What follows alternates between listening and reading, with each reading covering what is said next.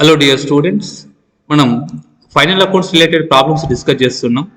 So final అకౌంట్స్లో trial balance ఇస్తాడు. Trial balance ఇస్తే మనం trading, profit and loss and balance sheet చేస్తున్నాం.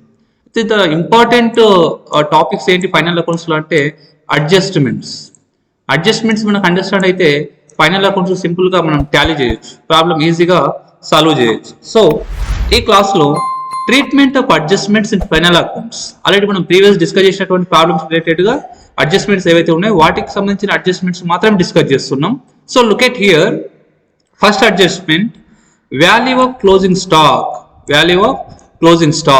మరి క్లోజింగ్ స్టాక్ అడ్జస్ట్మెంట్లు ఇస్తే ఏం చేయాలి, మనం 2 times తీసుకోవాలి. ఇప్పుడైతే మనకి అడ్జస్ట్మెంట్ ఇచ్చినటువంటి ట్రాన్సాక్షన్స్ ఏవైతే ఉన్నాయో ఈ అడ్జస్ట్మెంట్స్ ని 2 times తీసుకోవాలి. So value of closing stock అని ఇస్తే వాల్యూ ఆఫ్ క్లోజింగ్ స్టాక్ ఒకసారి ట్రేడింగ్ అకౌంట్లో credit side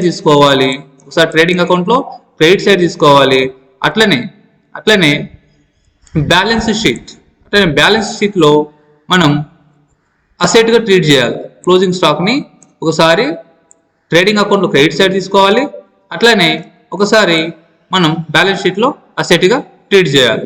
okay, next prepaid అడ్జస్ట్మెంట్లో మనకు ప్రీపెయిడ్ అని కనిపిస్తే we have to treat those prepaid expenses as assets. Okay, so ఇక్కడ ప్రీపెయిడ్ వేజెస్ అన్నాడు. ప్రీపెయిడ్ వేజెస్ 2 times తీసుకోవాలి. ఒకసారి ట్రేడింగ్ అకౌంట్లో డెబిట్ సైడ్, ఓకేనా, ప్రీపెయిడ్ వేజెస్ ఏవైతే ఉన్నాయో ఒకసారి ట్రేడింగ్ అకౌంట్లో వేజెస్ నుండి డిడక్ట్ చేయాలి. ప్రీపెయిడ్ వేజెస్ ట్రేడింగ్ అకౌంట్లో వేజెస్ నుండి మైనస్ చేసి చూపించాలి. అట్లనే ప్రీపెయిడ్ అంటే ఏంటి, అసెట్. కాబట్టి బ్యాలెన్స్ షీట్లో ఈ ప్రీపెయిడ్ వేజెస్ ఏవి ఉన్నాయో వాటిని అసెట్గా ట్రీట్ చేయాలి. Okay, third adjustment out standing rent.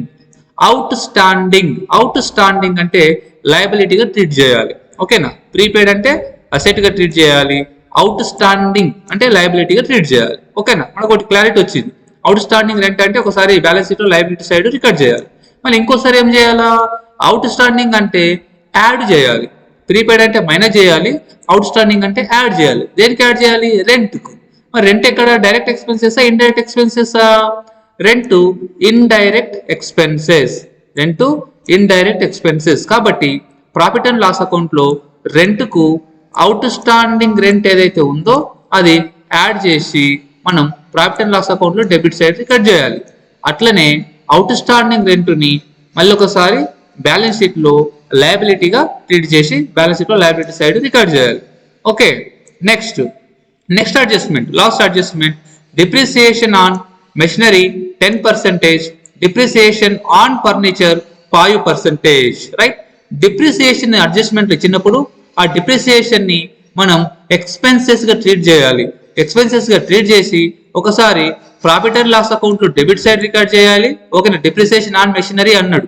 So machinery value ఎంతైతే ఉంటుందో మనకు ట్రయల్ బ్యాలెన్స్ లో ఆ వాల్యూకు 10% క్యాలిక్యులేట్ చేసి ఆ 10% డిప్రిసియేషన్ ఇక్కడ ప్రాఫిట్ అండ్ లాస్ అకౌంట్ లో డెబిట్ సైడ్ రికార్డ్ చేయాలి.